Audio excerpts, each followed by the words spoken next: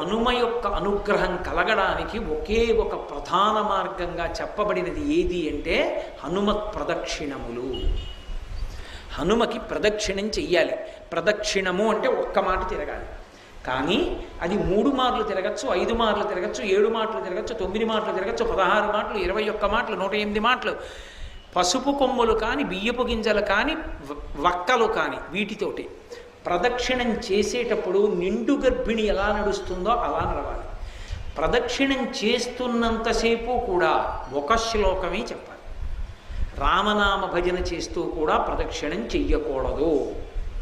హనుమత్ ప్రదక్షిణం చేసేటప్పుడు చెప్పవలసిన శ్లోకం ఏమిటో పరాశర సంహిత చెప్పింది. ఆయన దగ్గరికి వెళ్ళినప్పుడు ఆంజనేయం మహావీరం బ్రహ్మ విష్ణు శివాత్మకం తరుణార్క ప్రభం శాంతం ఆంజనేయం నమామ్యహం అంటూ